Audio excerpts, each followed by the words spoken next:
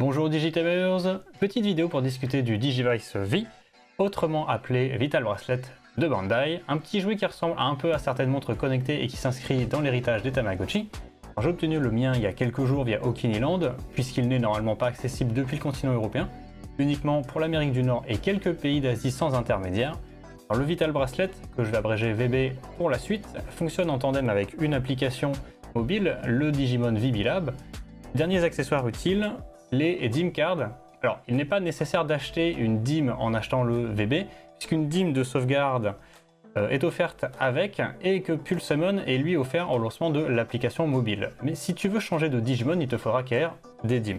Alors, je n'avais pas acheté la première version du Digivice, donc je ne peux pas comparer. Alors, si on parle du produit en lui-même, je le trouve pas très bien designé. Alors, il est trop haut. J'aurais préféré un format plus plat, plus proche des dernières montres connectées. Surtout que le capteur cardiaque en dessous a tendance à bien appuyer sur la peau. Et puis de manière générale, un aussi gros bloc à la verticale, c'est pas très pratique avec les longues manches et ça se cogne facilement. Alors, petit tour d'horizon de l'appareil, hein. Sur la gauche, on a... sur la gauche, on a un port pour brancher les DIM cards, comme ça, avec un cache quand il n'y a rien à brancher.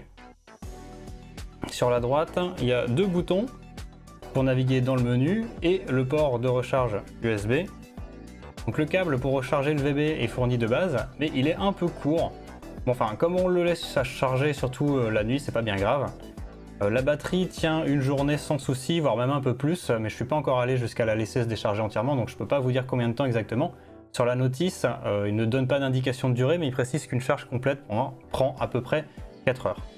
Alors, autre petit souci matériel, hein, le bracelet n'est pas étanche, donc attention en se lavant les mains par exemple.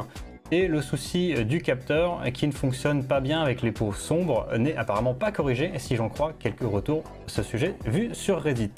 Pour revenir à la notice, alors comme je suis passé par un intermédiaire, et si vous faites pareil, vous aurez tout en japonais, mais vous pouvez la télécharger sur le support de Bandai en anglais. Je mets un lien dans la description. À terme, le lien aura peut-être expiré par contre, hein. Bon, une fois qu'on a pris en main le VB et fait naître notre premier Digimon, il va vivre dans le bracelet au rythme de nos pas et de notre pouls.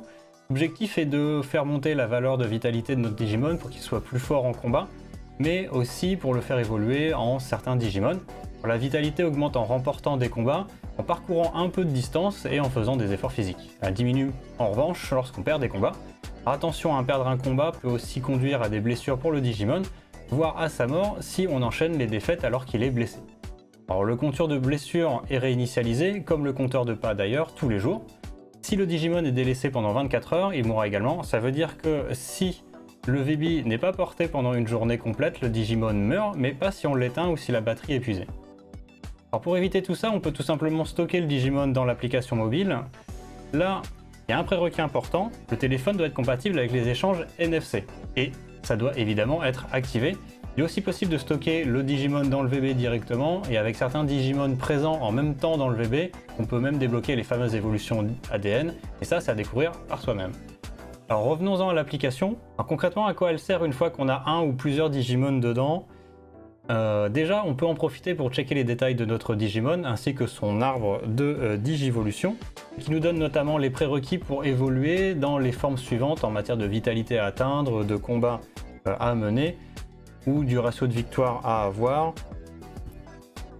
et du nombre de trophées accumulés. Les trophées se remportent en accomplissant des missions, j'y reviens juste après.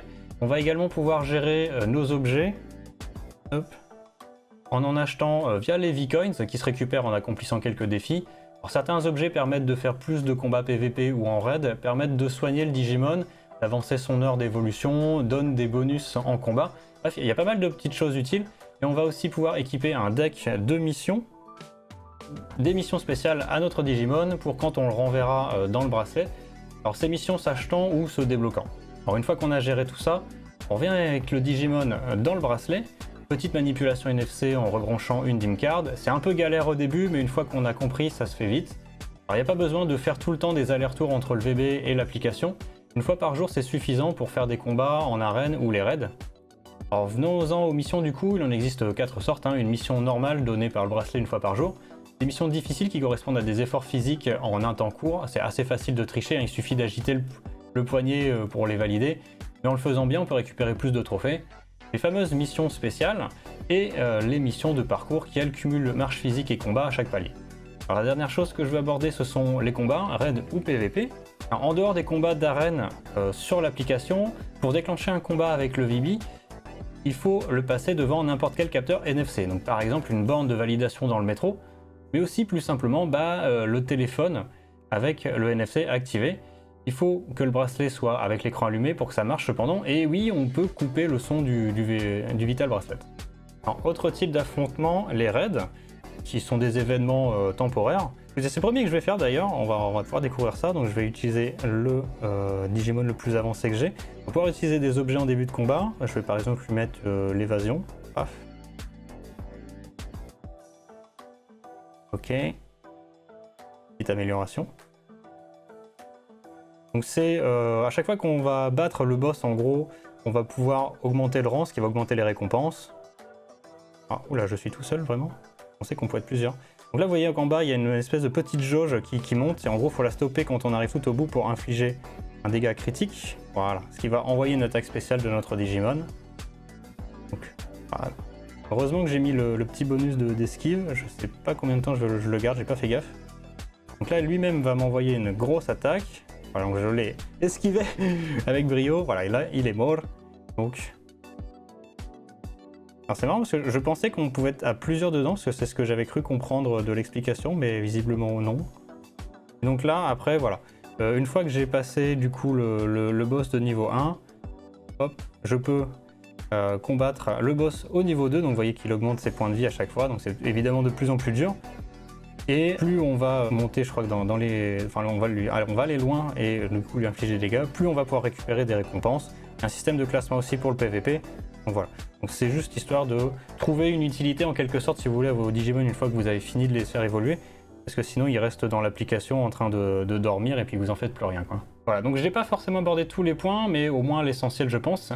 Si tu as des questions, n'hésite pas à les poser en commentaire, lâche un pouce bleu, abonne-toi et à bientôt pour de nouvelles vidéos. Bye.